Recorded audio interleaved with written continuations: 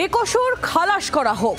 হাইকোর্টে এমনই আবেদন করে বসলো আরজিকর কাণ্ডে যাবজ্জীবন সাজাপ্রাপ্ত সিভিক ভলেন্টিয়ার সঞ্জয় রায়। আগামী সোমবার এই মামলার শুনানি হওয়ার সম্ভাবনা রয়েছে। আর এরই মধ্যে নির্যাতিতার পরিবারের ক্রাইম সিন ঘুরে দেখার আবেদন খারিজ করে দিল আদালত। আর ঠিক এক মাস পরেই আরজিকর হাসপাতালে চিকিৎসককে ধর্ষণ খুন কাণ্ডের 1 বছর পূর্ণ হবে। তার ঠিক আগেই অদ্ভুত আবদার করে বসল ঘটনায় একমাত্র দোষী সঞ্জয় রায়। বিচার প্রক্রিয়া চলাকালীন বারবারই কাঠগড়ায় দাঁড়িয়ে সঞ্জয় দাবি করেছিল সে নির্দোষ, তাকে ফাঁসানো হয়েছে। আমি নাম বলে দিচ্ছি,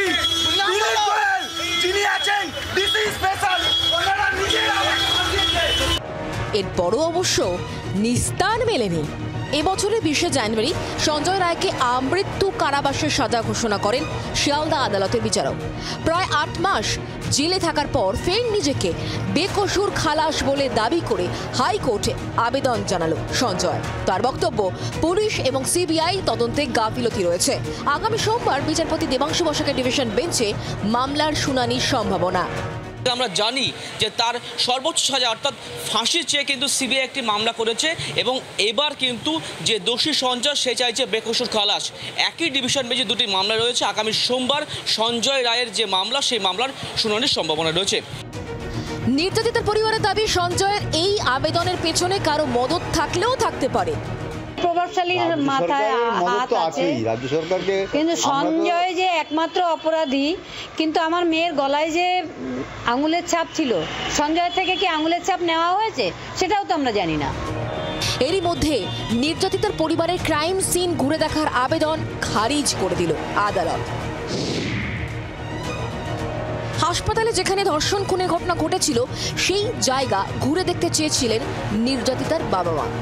রাজ্য সরকার তাতে আপত্তি জানালেও সিবিআই কোনো অবজেকশনই জানায়নি।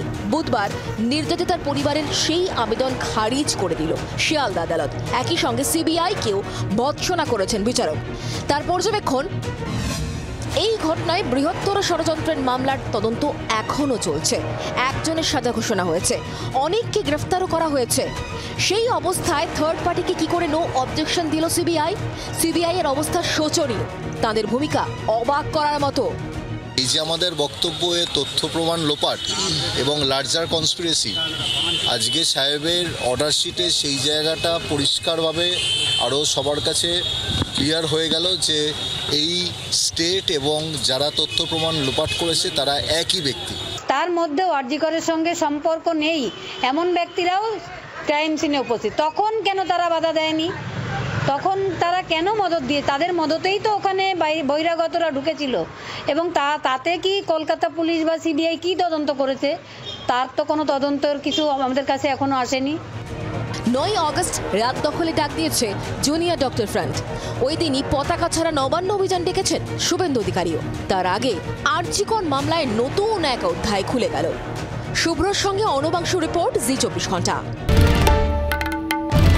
বাংলার আওয়াজ, বাঙালির আবেগ, জি 24 ঘন্টা।